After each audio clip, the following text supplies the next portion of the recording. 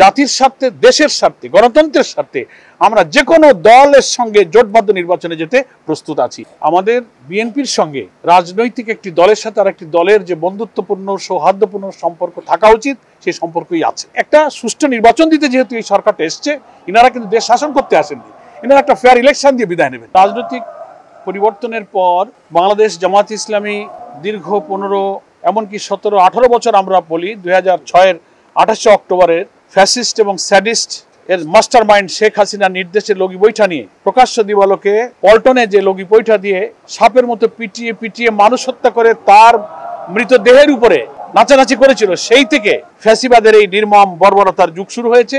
আর 5ই August মহান আল্লাহর সাহায্যে জাতির উপর থেকে সেই ফ্যাসিবাদের জগদ্দল পাথর অপসারিত হয়েছে। আমরা যে যৌক্তিক সময়ের মধ্যে নির্বাচনের যে দাবিটা করি, যে সেই যৌক্তিক সময়ের ব্যাখ্যা কি, আমরা এই ব্যাখ্যাটা এইভাবে দিয়েছি, নির্বাচনটা হতে হবে অবাধ, নিরপেক্ষ, যেটাকে ফ্রি ফেয়ার বলি, ক্রেডিবল হতে হবে, পার্টিসিপেটরি হতে হবে, ইনক্লুসিভ হতে হবে।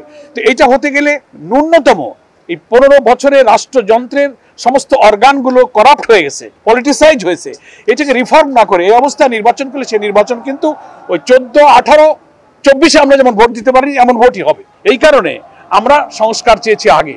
হ্যাঁ, রাষ্ট্রযন্ত্রের সকল অর্গানগুলো একটা অনির্বাচিত কেয়ারটেকার সরকারের পক্ষে সংস্কার করা সম্ভব নয়।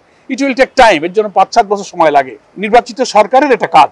তবে একটা সুষ্ঠু নির্বাচন দিতে যেহেতু এই সরকারটা এসছে, ইনারা কিন্তু দেশ শাসন করতে আসেননি, ইনারা একটা ফেয়ার ইলেকশন দিয়ে বিদায় নেবেন। নির্বাচন সুষ্ঠু হতে গেলে কিছু সংস্কার মিনিমাম লাগবে। যেমন আপনি ধরেন police administration, civil administration, election commission, judiciary, ব্যুরোক্রেসিতে কিছু সংস্কার 5-7টা জায়গায় লাগবে।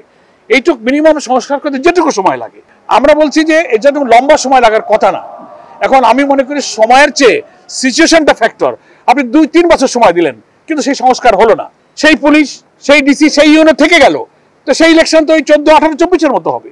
ফলে আমি মনে করি সময় ফ্যাক্টর না, ফ্যাক্টর হচ্ছে যে পরিস্থিতিটা নিরপেক্ষ হয়েছে কিনা। জনগণ মনে করতে হবে যে না, এখন ইলেকশন হলে ফেয়ার হবে, ভোট কেন্দ্রে যেতে পারবো।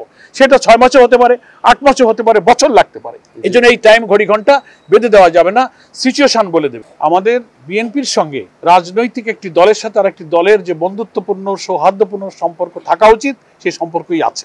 আমরা কোনো দূরত্ব অনুভব করি না। যদি কেউ বলে তার ব্যাখ্যা তিনি দেবেন। আমরা জামাত ইসলামী কখনো বলি না যে শুধু বিএনপি কেন, কোনো রাজনৈতিক দলের সাথে আমাদের দূরত্ব নেই। পলিটিক্যাল পার্টি হিসেবে যে রিলেশনটা থাকতে হয়, সে সম্পর্ক আমাদের সাথে আছে।